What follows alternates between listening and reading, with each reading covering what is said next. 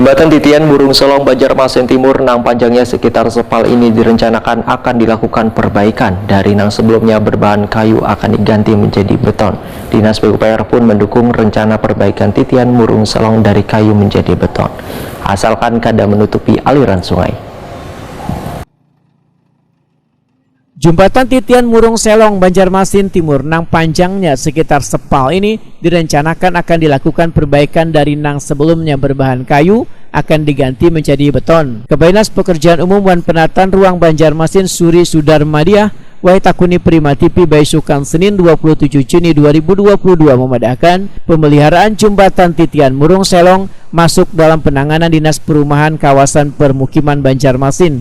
Dinas PUPR mendukung rencana perbaikan Titian Murung Selong dari kayu menjadi beton, asalkan kada menutupi aliran sungai. Menurut Suri Sudarmadiah, ada beberapa jembatan yang menjadi prioritas pemeliharaan wan penggantian dari kayu ulin menjadi beton. Selain itu ada pula beberapa jembatan yang tetap harus dipertahankan penggunaan berbahan kayu ulin, khususnya kawasan yang berada di pinggiran kota wan berdekatan dengan aliran sungai.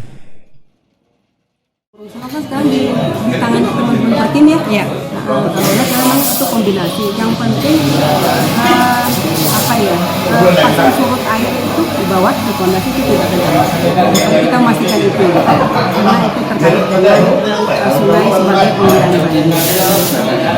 Tidak di beton mati mungkin ya, tidak di beton keseluruhan, tapi mungkin masih ada yang bisa untuk aktivitas pasang surut. Kalau di tahun ini Bu ada berapa banyak Bu jembatan-jembatan yang mendapatkan perbaikan atau pemeliharaan yang untuk terkait itu ya? Detailnya kami kurang ya, nanti coba kita lihat lagi.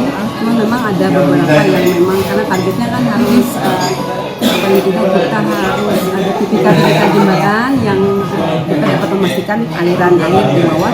Jadi ada kombinasi, ada yang rangka baja gitu.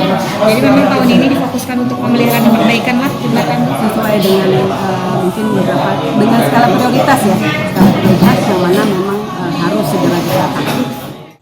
Suri Sudarmadiah menambahkan, di tahun 2022 ini akan ada beberapa jembatan yang akan dilakukan pemeliharaan oleh Dinas PUPR Banjarmasin dengan skala prioritas pada jembatan-jembatan yang sudah dianggap kada layak lagi dipergunakan oleh warga.